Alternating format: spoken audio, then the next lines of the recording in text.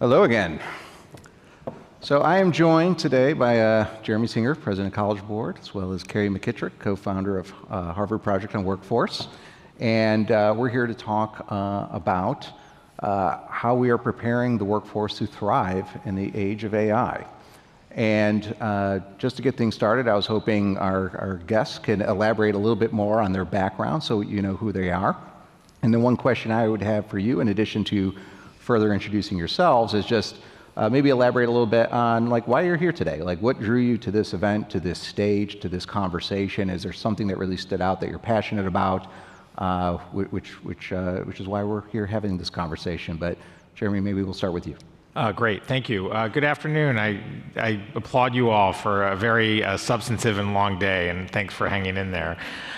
So I'm with the President of College Board. We are a national nonprofit. We're celebrating our 125th year anniversary this year. You probably know us from advanced placement exams and SATs, among other things. We're a membership organization, so we have 6,000 members, most higher ed and K-12 institutions. Why, to the question of, we see this as a moment with the impact of AI, and you guys have been heard about it all day, as a significant impact on the workforce, but also on what needs to be taught from pre-K through graduate school. And so we play a big role in helping define that, and so that's a big part of interest. I also want to talk briefly of traditionally what you need as employers. You shift more quickly than what the education system is set up to adapt to. That's always been an issue, but that's been exacerbated with AI. And so what you need in a workforce is changing and is different. And so we need to help the education system move quicker than it's ever done before. And that is a challenge that we'll talk about. Thank you, Jeremy. Kerry. Great. Hi, everyone. I'm Kerry McKittrick, Director of the Project on Workforce at Harvard. What makes us unique is that we are one of the few cross-Harvard initiatives. So we're a collaboration between the education school, the business school, and the policy school focused on research at the intersection of education and labor markets. And our goal really is to bring applied research to leaders, practitioners, decision makers like all of you. And my background is actually in policy and practice. And so that's where, kind of living at this intersection of research and practice is where I sit. And I'm interested in this conversation because, as others have said, we are at a very critical time where each of the people in this room have the power to shape the trajectory of generative AI adoption. And I think there's a lot of noise out there. There's a lot of hype. There's a lot of news about the impact of generative AI on the labor market. And so hopefully we can ground ourselves in the data and talk about what we really know works and how we can shape the future together. I'm glad you brought that up, Kerry, because that's where we want to start. We kind of want to revisit what's the baseline here, and just having seen the work that the Harvard Project on Workforce has put out, it's high quality, it's high caliber. Wanted to kind of have you, set us straight. What's the baseline that we're talking about? What's showing up in the data, in the research, to help kind of frame how we're thinking? And I'm going to pivot over to you, Jeremy, but go first. Great. So here's what we're seeing. Generative AI adoption use is widespread and it's growing quickly. So our team has been doing surveys of working age adults across the US, found that as of February, about 43% of folks are using generative AI at work. That is up from 33% in August 2024. And I know I'm throwing out statistics at you, but this matters because it's an extremely rapid growth, faster than the internet and other technologies we've seen in the past. Now, it isn't being adopted evenly. So while it is diffusing across the economy, across occupations, and across industries, we're seeing that even within occupations, folks with higher income levels are using generative AI more. And the research also tells us that generative AI can increase productivity. So we really risk exacerbating inequalities if only folks who are already more advantaged are using these tools and benefiting from the productivity. Now, how is it impacting employment and jobs? Right now, we do not see very much evidence of kind of broad-scale disruption across the economy. So Yale Budget Lab has done some research on this. There's not a ton of disruption or displacement of folks. And there's not a ton of impact on wages either broadly. We are seeing disruption at the entry level, and I think that's been part of the conversation all day, specifically in AI-exposed occupations like software and customer service, where we're starting to see a disruption of kind of this bottom rung of the ladder, which could disrupt pathways to economic opportunity and the talent pipelines that you all rely on. I'll stop there for now. Great. So that gave us kind of a qualitative baseline, or I'm sorry, quantitative. But now I want to switch to more of a qualitative take. So Jeremy, help ground us. What are some examples you've seen kind of show up of this is where people are at right now? Yeah. So I will also say it would be wrong to. I don't think anyone knows what the future holds as far as AI. And I saw a really good presentation earlier where you have to project for a lot of scenarios, but I think there is a belief that long term it will have an impact on employment. The way we look at it with our 2,000 staff in part, but also I've talked to other employers, is AI is providing efficiencies for most roles in our organization. And so as people adopt it, it does give efficiencies, whether that's within finance or legal or strategy or comms. They're all seeing ways to leverage it. So what do you do with those gains is the big question I think we're all grappling with. So one idea with the gain is, hey, we just make our products and services that we're already doing better, right? So you reinvest that extra, that savings into that. A second is, hey, we can do more work. Most organizations, we want to do more projects. We're a mission organization. We want to serve more students, but we run into constraints often by the number of people we have. And so, hey, maybe we can take on more because we're X more productive. I think the scary one for our staff is, the other thing you can do with the savings is have fewer staff. And so I think we're all grappling with how that will fall out. We are not trying to use it. We have the benefit of we're financially strong, we're nonprofit, so we're not trying to just reduce staff with it. That's not our primary goal, it's those first two. But I think every organization is sort of grappling with the same question that will affect employees. Thank you, Jeremy. And let's what we're going to do now is kind of segment the conversation, because when we're talking about people thriving in this age of AI, I see there being kind of two key population groups. There's the current workforce, or what us wonks call the incumbent workforce, and then there's the future workforce, or those that are kind of right now in some type of education or training, pre-employment. So let's first kind of visit those that are being impacted today. This is showing up in their lives, and we had some great anecdotes there, Jeremy. But could you elaborate now on, let's really kind of ground this into just a human conversation. And you do have staff. You do have people that are living and breathing this right now. You likely have family members that you may be talking to about this. As we approach kind of the current workforce as is, what kind of practical advice do you have for them on this is what you need to be thinking about and doing in order to thrive? Sure, and I'm going to take the liberty of segmenting even a little more. For the incumbent workforce, I will say people farther into their career, like myself, I think it's different from people that are more junior in their career. And so I'll say why is important. But I think for more experienced people, hopefully your experience and knowledge continue to provide value and distinctiveness. So you should lean into that. But it's essential that you start to use AI, get facile with AI. I don't believe, there's some training that is valuable, but I think the way you learn is just by using it. And I've just seen people, friends, family, former colleagues outside of College Board who started to use AI, and it's really given them leverage. And so that's for the more people farther along in their career. For junior people, I think, one, you have to embrace change. You have to sort of accept that things are changing. If you join an org and you just think, I'm going to be in the same org forever, I think those days are frankly gone. Again, you have to become facile with AI because there will be a distinctiveness of people who are able to leverage AI and not. And I don't think that matters what job you're doing, just to be clear. I think for every function you need that. And then I think you need to think heavily on transferable skills. The durable skills I'm sure people talked about, problem solving, communications, teamwork, those skills are going to be important regardless of what job you are, regardless of what industry you are.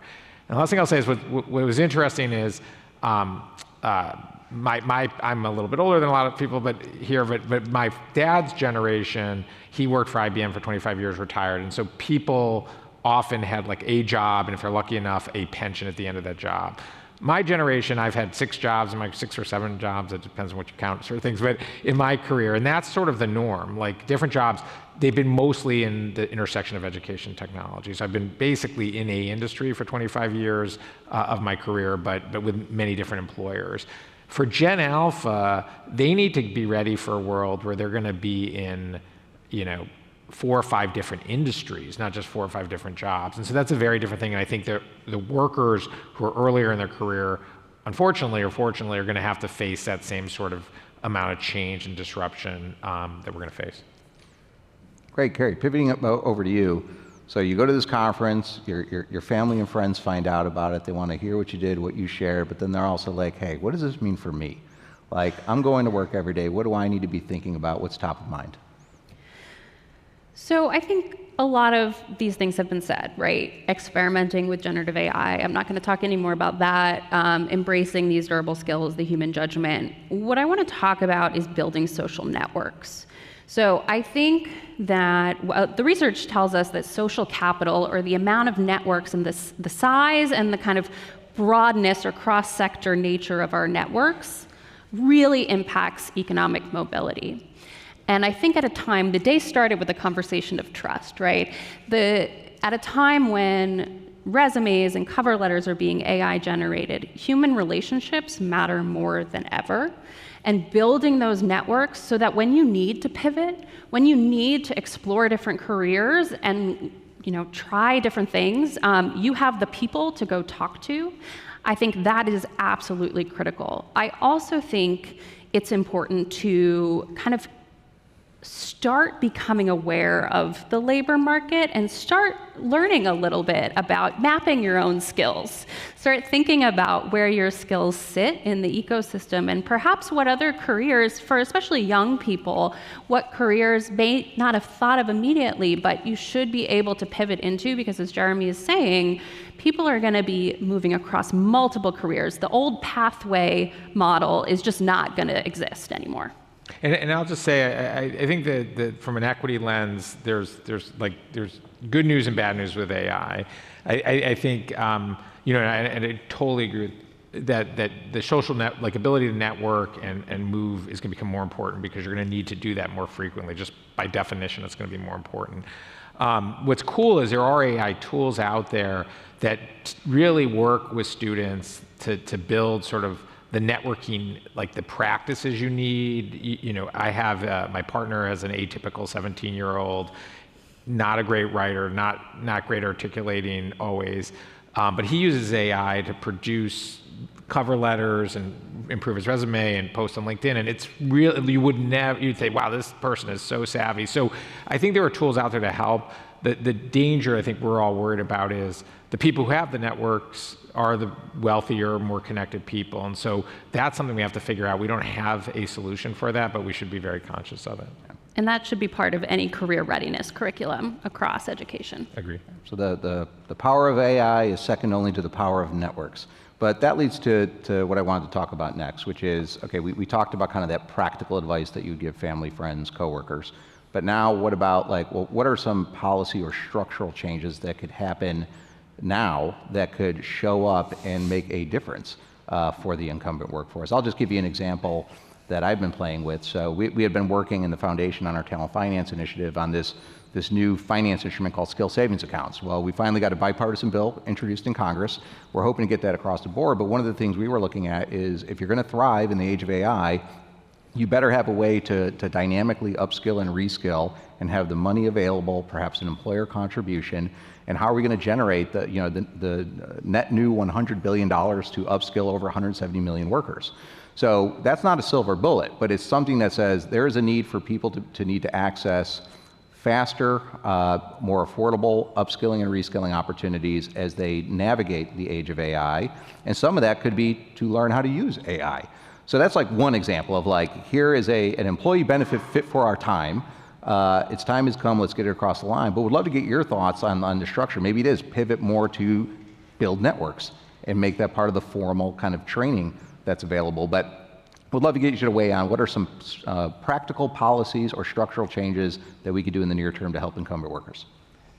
So I'll say, first of all, I commend you for setting that up. I think that's great. I think the flexibility with the 529 plan to pay for other server trainings is another positive move in that direction.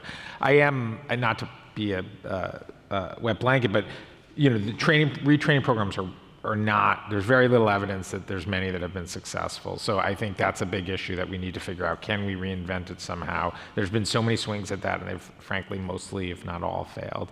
I'll give you one policy thing, a quick one, which is, I heard a speaker earlier talking about the early jobs in a career ladder and not needing. If you think of the legal profession, there's fewer paralegals, there's fewer first-year associates. And that's a problem of the collective, which is if we don't have them in the pipeline, then when the current partners and the current more experienced people retire, we don't have people that have learned through experience. And so any individual company can say, it doesn't make financial sense to have these people today, but collectively, we're gonna be sort of screwed down the road. And so one of the policies is maybe a tax credit for the federal government to try to get orgs to bring in that, like, even if it's not in their best financial interest, to incent them to bring in that early stage career, so we have people that are building the experiences, so whether it's for that company or somewhere else. So we got a couple tax ideas. Kerry, you want to add to the list? So the AI exposed workforce is highly retrainable. There's been research that shows that about 40% of folks can be retrained into other jobs with broad base of skills. So it's not retraining into an AI job per se, but into a broad base of skills. So we can do retraining. And like Jeremy said, when we look kind of broadly, a lot of the outcomes aren't great, but we know what works, right? We have sector-based partnerships that work. We have strong programs like Europe, like Perscolis, we know work. So we need to build on that and actually build a workforce development system that kind of connects education, workforce to help people reskill when they are displaced. But I also think we shouldn't be waiting for people to be displaced. We need to think preventatively about upskilling, reskilling while they're still employed so that they can pivot either within their company or without. And I think this is a place, as well as Jeremy was saying, companies really need to step up and provide training for their employees, but also connect with local education institutions, and that's been talked about a bit, to build these talent pipelines, to build the work-based learning, the apprenticeship programs, all of these things that are going to help people upskill in real time, right? Because education tends to be slow, but when they're partnering with employers, we can have that sort of rapid adaptation to make sure that the skills people are learning are actually tied to a job. Large-scale preventative maintenance for the workforce, but also better signals on what they need to reskill and retrain for. Exactly. I think we need to treat career navigation as infrastructure. I like it. Let's pivot to the future worker. So now that we've talked about folks like us who are out there just getting it done and how it's shown up in our lives and being helpful or disruptive, we have a whole pipeline of people on which America's long-term competitiveness will depend, and we got to get them ready for what's coming while we figure it out for ourselves. So Jeremy, I'm going to start from the College Board's perspective. How are you all thinking about this as a company? And again, I'd encourage you to kind of humanize it. If you were talking to a niece or a nephew, how would you have that conversation with them today? So let me be short on that. I want to raise one other point. So I would say that the reality is a lot of the same things we talked about, like build durable skills, ethical decision-making, problem-solving, communication, teamwork, skills that are going to be transferable in whatever job or whatever industry. I would say really engage with AI, because that's going to be a table stake, frankly. I think, so a lot of those same things. I think that the two huge challenges that were before AI and that continue, that AI has accelerated, one we call the relevance and one is authenticity. So the relevance challenges, students were not engaged, most students, prior to AI, and that's increased because they don't see what they're learning, why that connects to their future. And so I would say we have a big issue, and College Board is taking that head on, of how do you connect coursework to career more explicitly. We need employers to work with educators and the whole system to make that work. We launched these career kickstart courses that are more like cybersecurity that we think tap into more direct interest of high school students. We're working with the Chamber of Commerce to work with industry to support those. The authenticity crisis is a bigger issue that we should all face, which is it is very hard, again, pre-AI, you talk to any college counselor, very hard to assess the authenticity of an application. Did they write this essay? Are these clubs real? Employers are having trouble with resumes or experiences. Teachers having trouble with the courses kids came in and their knowledge and skill gap. That is times 100 with AI, where students are outsourcing their learning to AI with great inflation. They're advancing. And so I'm hearing more and more from employers like, hey, we're getting this graduate from this program who isn't ready to, didn't really learn. They got straight A's, but they weren't challenged because they were leveraging AI. So that's a huge problem, because if the signals of readiness are compromised like that, we're all sort of in an impossible position. So I'd love to talk more. I don't want to take any more time, but we're focused on how to address both of those. I don't think we're going to do it alone, but we want to work with employers, higher ed institutions, K-12 institutions to help figure that out. Great, exciting new direction. The College Board's been moving in, and the Chambers is very happy to partner with you on that as we explore this new frontier. But Kerry, I want to get you in on this. So what does this mean for the future workforce? Any advice you give them based upon the research you've done? Or more practically, what would you tell one of my nephews in terms of what to prepare for and what they could do in a practical way to get ready? Simply get work experience. An internship, a co-op, an apprenticeship. I think, this isn't new, right? We've been talking about work-based learning for a really long time. It's just more critical than ever. And this is what employers want. They want people with experience. An internship, I think Matt Siegelman talked about earlier, makes people more likely to become, not underemployed or employed at a, an apt level for their degree. I think internships help you build skills, the durable skills. They help you build networks. They help you build a resume, build experience. And so I think that's the key. I caution us not to get too focused on one type of work-based learning. Apprenticeships are the answer. Internships are the answer. We need to think broadly about getting students different types of work-based learning that'll help them build the path they need. Can I real quick? Double click on that 100%. And I think College Board acquired an organization, nonprofit called Teamwork, which does internships. The problem, if you talk to anyone, is not, there are a lot of students that want to do internships, whether high school students, college students. The problem is the opportunities to do these internships. And to be clear, you should all do that. I don't think there's an ROI positive for you other than societal benefit, because it's hard to make the interns get the leverage, but it's worthwhile because you build this pipeline. Yeah, so I think that message is coming through loud and clear, and it's like these networks matter, these experiences matter, but if we kind of assess where we are right now, there really isn't enough capacity in the system to accommodate all those experiences. 100%. And we don't really approach how you kind of organize and manage a network as something that could be learned and something that could be assessed. Mm-hmm. And it's like, these are perhaps some of the structural things we need to work on. Is we need to be, those things shouldn't just happen organically for some. Those things need to be done with intentional design. So maybe we'll leave it at that. Please join me in thanking Jeremy and Kerry for being part of today's event.